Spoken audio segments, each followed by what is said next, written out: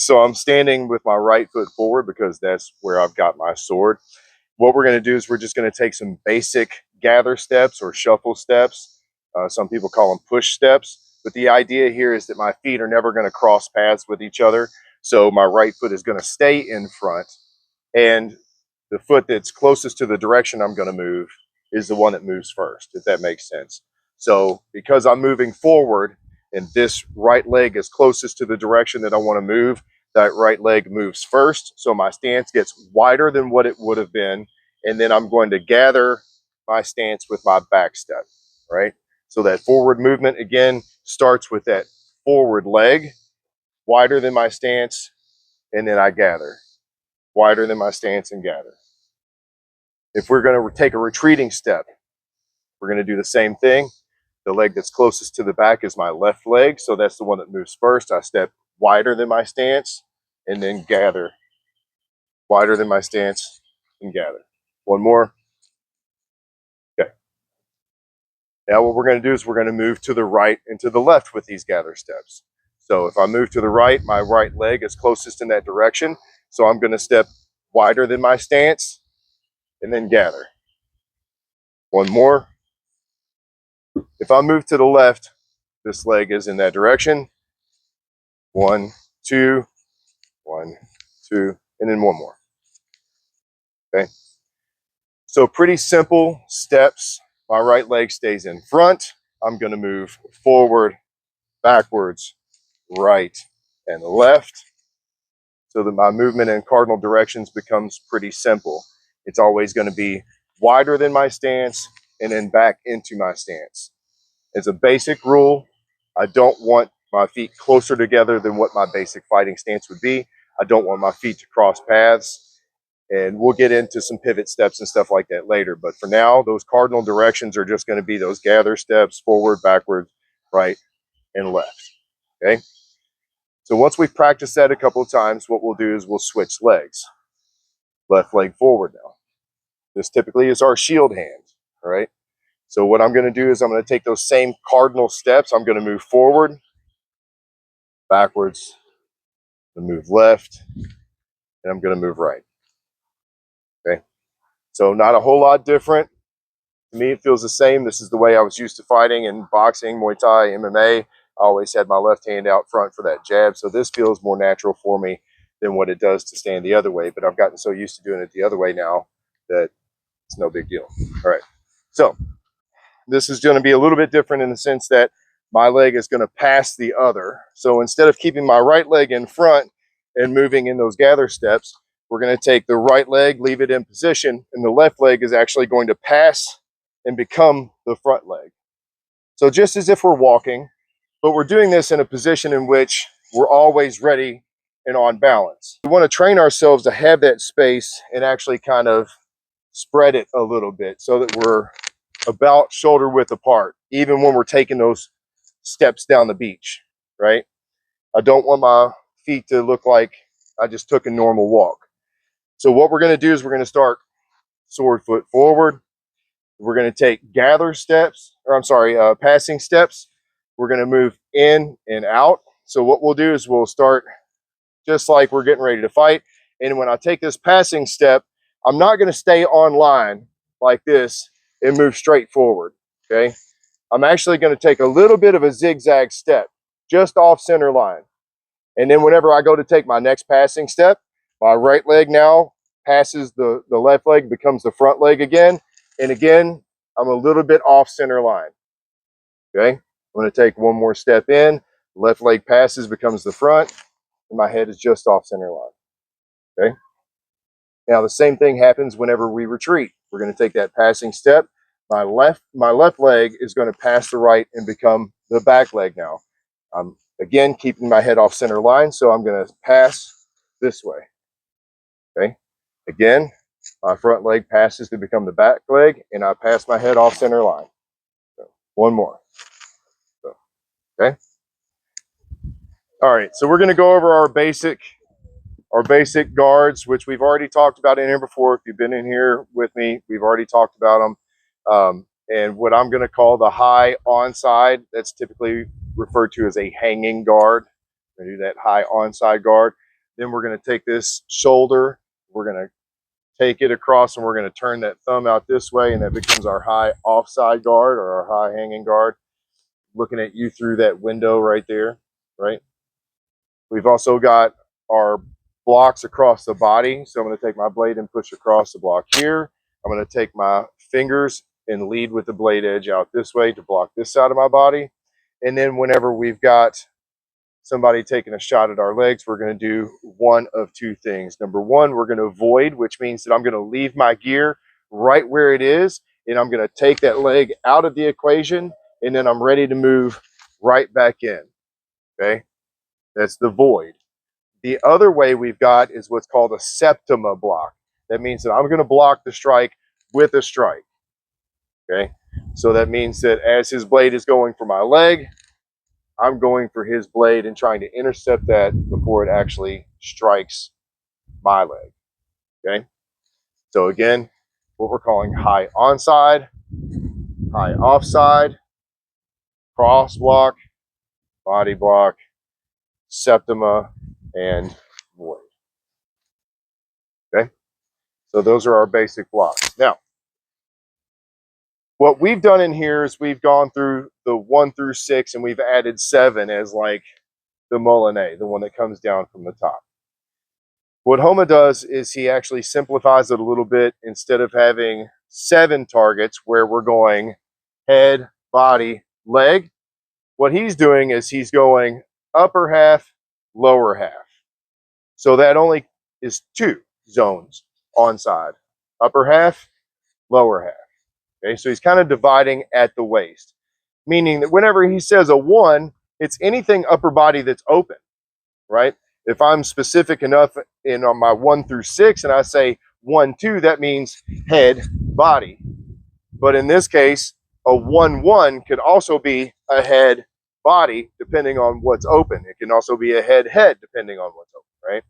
So it's a little bit more liberal as to where the strike is going to actually land, but it kind of makes sense this way as well, right? Because we're striking at what's available instead of just saying, oh, we're throwing for the body.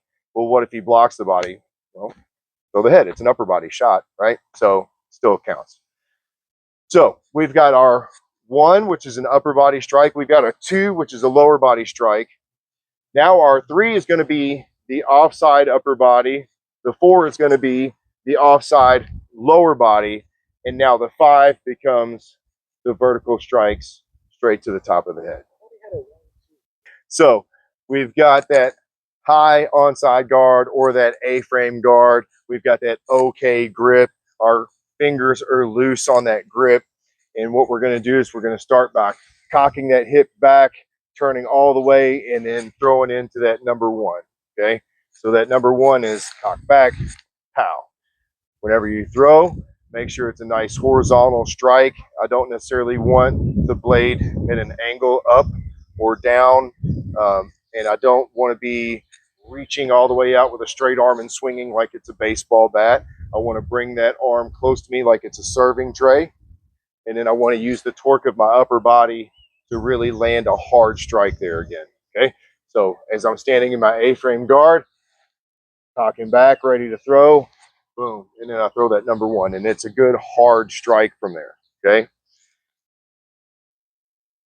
again, start in your preferred guard, doesn't matter to me. I like to kind of mix it up a little bit. Cock back and throw. Okay, really torque the shoulders, torque the hip, and get a good solid strike on that horizontal plane. Okay, all right, so now we're going to move on to zone 2. Zone 2 is anything the lower half. That's hips all the way down to the greaves. Now, technically, you're not allowed to strike the top of the foot, so sabotons does not count, but anything from the shin up is a good target, okay? So what we're going to do here is it's the same kind of strike.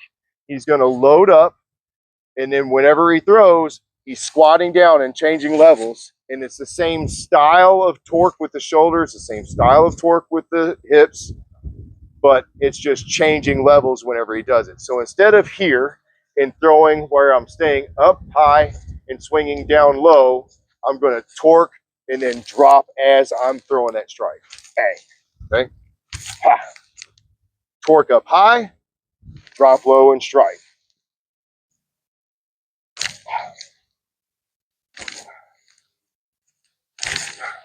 It's really just kind of like a wind up and a pitch, and it's a pretty strong strike when not only are you getting the shoulders and hips involved, but you're also dropping your weight into that, because now not only do I have the swing involved, but I've got the weight of the gravity of the sword and everything else involved as well. So it ends up becoming a pretty powerful strike, and I'm changing levels, so I get a little extra length.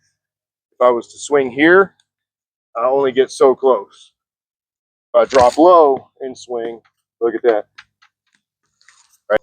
So let's move on and talk about zone 3. Now, zone 3 is that offside upper body. Typically, we would call that a number 4, right? Because we've got a head, a body, and a leg shot. Then that 4 becomes the offside head shot. But in this case, we've got the upper body, the lower body, now the offside upper body. Okay. Now, what you might notice there is that I didn't move my feet this time. Typically, when I throw an offside strike, I take a step to throw that offside strike. It puts me at a little bit better angle. I use that offside high block to get into a really good position. But I want to throw combos. I want to be fast. I want to be snappy.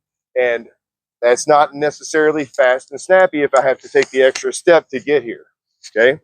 So what I'm going to do this time is I'm going to start from here, and I'm just going to offside by uppercutting into that offside position that we talked about, and then I'm going to throw from right there. Okay. So instead of going and taking that offside step, I'm just going to do that uppercut motion from here, and then I'm going to take my strike from there. Okay. Again, when I'm throwing that offside strike, it's a nice horizontal strike across that upper body plane. It doesn't necessarily have to be the head. It can be an offside body shot, right? So this is something that goes over and across, okay?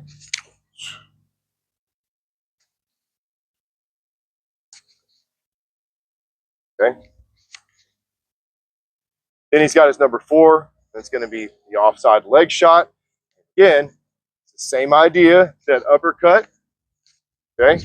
I'm going to do that uppercut, and then I'm changing levels, and I'm striking again in almost horizontal plane. Now, if I want to strike low, obviously my sword tip does drop some for that leg, because it's going to make it really hard for him to block with his shield, right? He really should be voiding, right? But you don't always have that option, especially if I've tricked you to step on that leg, or if I've pushed you in a position where your weight is on that leg, you're not going to be able to take that leg away. So in that case, that's when we uppercut, drop, and take the shot at that leg. Okay. Now we've got that number 5. And number 5 is that strike that comes straight down from the top. Okay. When you're doing the number 5, I don't want you to like raise up like it's a butcher knife and chop down. This is like you're allowing the tip of the wrist to fall, the tip of the sword drops as I'm raising my hand. And then I'm going to do that OK grip that we talked about. My fingers are going to grip down, and I'm going to drop the tip of the sword in a straight down motion. And then I can recover by turning my wrist over and bringing this straight back up into one of those guards. Okay. So again, in this one, what I'm doing is I'm bringing my hilt up, but I'm allowing the sword to drop. And then I'm going to use that OK grip to strike straight down. Okay. Same thing can happen to the outside. I can let the grip fall this way, turn it, and then strike straight down. Okay. So that number 5 can be done a couple of different ways. Falls inside, right? Straight down, or falls outside, straight down. So the first strike is going to be started from either a nice A-frame guard, 70% of my weight on the front foot, or a hanging guard here with my shield kind of out in front of me, blocking the majority of my upper body in that case. And what I'm going to be doing is I'm going to be throwing that 1 from here. So again, 70% of the weight on the front, A-frame guard or hanging guard, blocking a lot of my body, and I'm throwing at one. Okay, cool. All right, guys, so now we're going to talk about zone 2. That's the onside lower half, okay? Anywhere from the waist down is going to count as a 2 in this striking system. So what we're going to do, I'm going to show you the same heater shield technique that Homa showed us so that you guys see exactly what he taught me, and then we can modify that for whatever shield it is that you're holding. I like to fight with a punch shield, so I modified it for the punch shield immediately. But this is what he showed me, all right? You guys are fighting sword and shield, and that means specifically heater shield, arming sword and heater shield. You want to fight from behind your shield as much as possible, okay? I don't want to forget that I've got this thing, and most people do. They'll just either hold it glued to their body like this, or they'll just hold it down out here somewhere while they're doing everything with the other hand, and this is doing absolutely nothing to block, okay? So the first thing I want you to do is getting behind your shield. So if you've got a heater shield like this, it should be like out in front of you, right? Look at what I'm showing you right now as a target, right? There's not a whole lot right there, right? You've got a little sliver right here, you've got a little bit of leg and maybe my hand, right? But if I'm modifying these types of guards as I'm moving around, then it's going to be hard to figure out exactly what it is that I'm going to be doing in the moment that you strike, right? But when I say fight from behind your shield, what I mean is I've got this shield out in front of me. I'm covering as much of me as possible. I'm kind of peeking from behind this shield at my opponent. So you don't get to see a whole lot of me. And then what you do see, hopefully I'm going to be able to block with my sword or void to get out of the way, okay? So I'm behind my shield, and what I'm doing is I'm going to trace these lines with my shield, the shape of my shield, okay? So that means that I've got a strike here, I've got a strike here, I've got a strike here, got one here, right? So I'm moving my shield around to make space for these strikes that I'm doing so I can stay protected behind my shield while I'm still striking, okay? But what we're going to do right now is we're going to swipe at that 2. That's that onside lower half. And again, we're going to change levels like we talked about earlier. We're going to drop that sword down a little bit. But what we're going to do is we're going to keep this shield up real nice and high, okay? When I say nice and high, I mean I don't need to see where his leg is once I begin this strike sequence, because once I begin to strike, I've already got my target in mind. I can already see where that leg is. I'm going to swipe from behind my shield. Boom. Okay. I'm all the way behind that shield. If you look at me when I'm in my end position, right, you don't have anything to strike at from right here. Okay. You don't see anything except for my shield and then maybe a little bit of my leg and then my sword attacking you from underneath of that. Okay. So what we're going to do to modify for you guys, bucklers, you're keeping that up. Okay. For my punch shield guys, I want you making that heavy A-frame above your head, right? It's kind of, yeah, basically just that right there. For my heater shield guys, we're underneath of it like it's a turtle. I mean, this is our house and we're underneath of that foundation, okay? So what we're gonna do, typically, when we throw that lower body and we're swiping at that leg, we're gonna get that shield above us, we're gonna hide underneath of there. And when we throw that 2, we're swinging at the leg and we follow through, it almost always puts us in an offside position, okay? So what we're going to do is we're just going to swing back and forth, 1, 2, like this, okay? Onside, offside. But I'm going to do that in a squatted position from underneath or behind my shield, okay? So I've got 70% of my weight on my front leg. I'm already fighting from behind my shield. I'm going to squat. My shield goes up, I swipe, and then I swipe again. Then I can rebound back up into my position, okay? 2 looks like this. We're going to go boom, boom.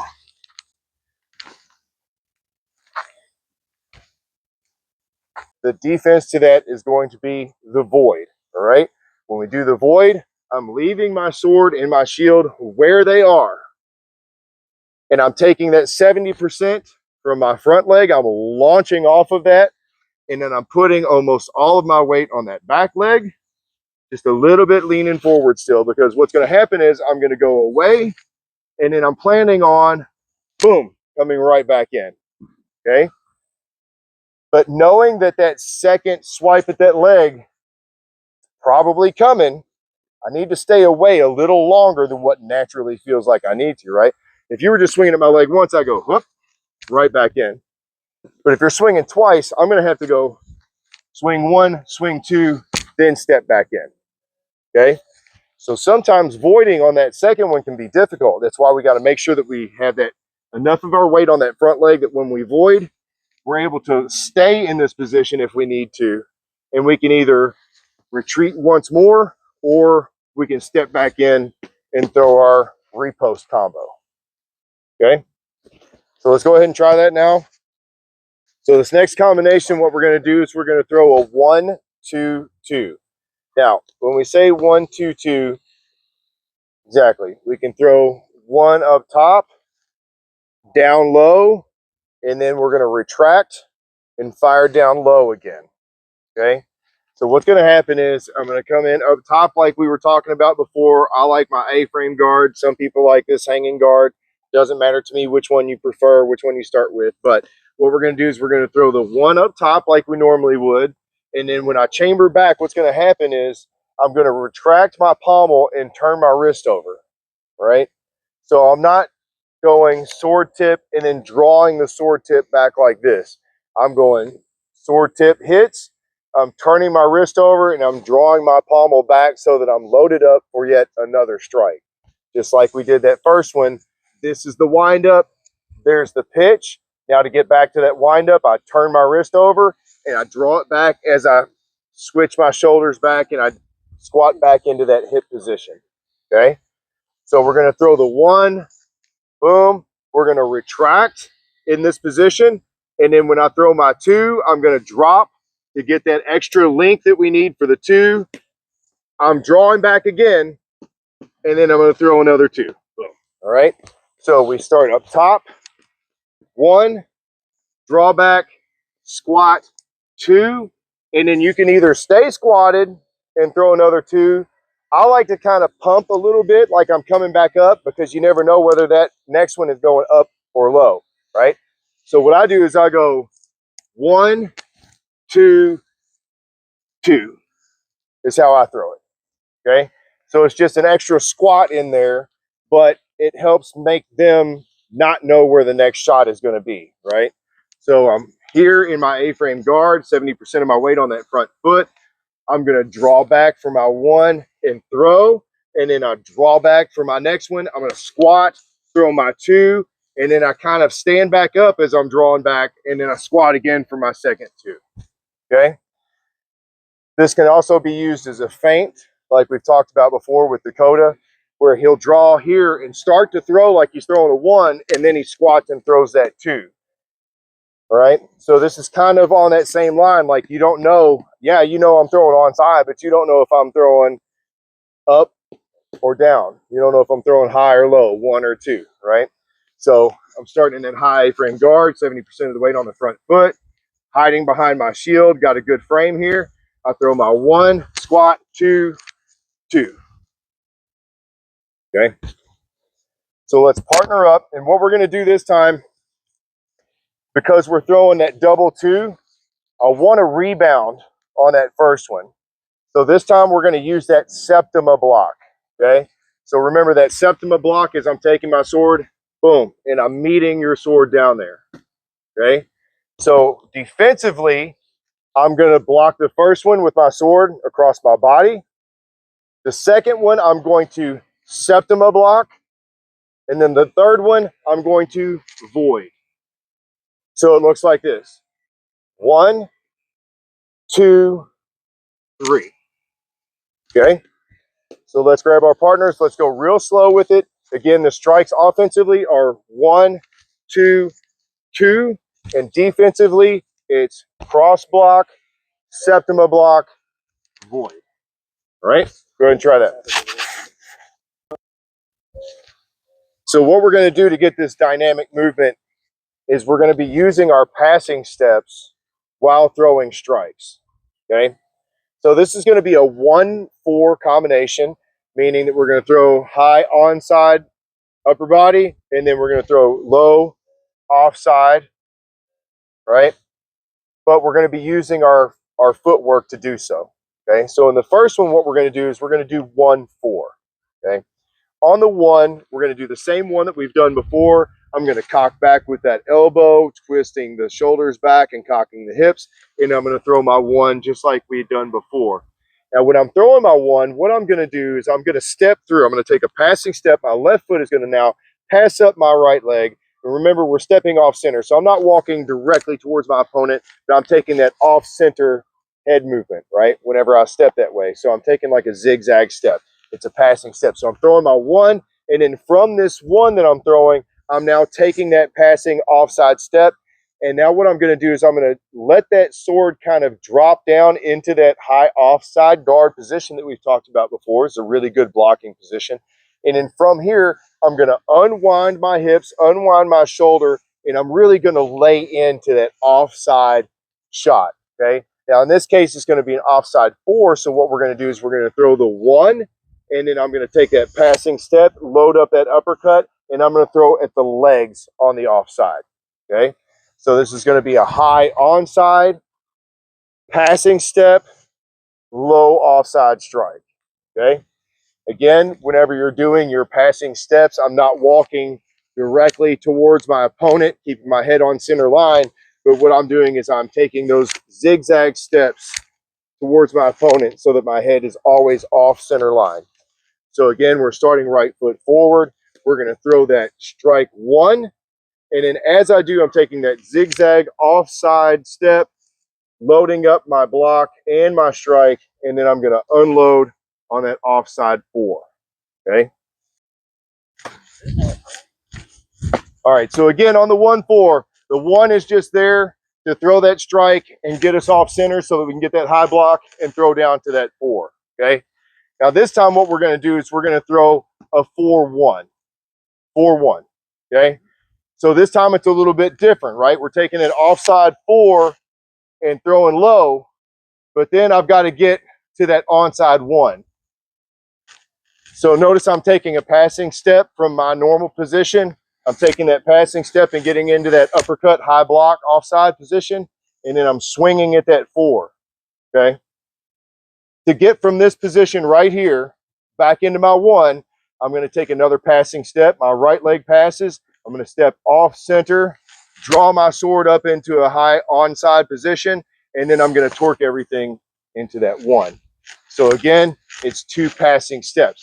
I'm going to pass an uppercut into that offside high block position so that I can swing at my 4. And then once my 4 has either made contact or has passed through, I'm going to take high guard position on my onside as I'm taking another passing step, and then I'm going to swing hard for that 1. Okay, so it looks like this. I'm going to go boom, boom, boom,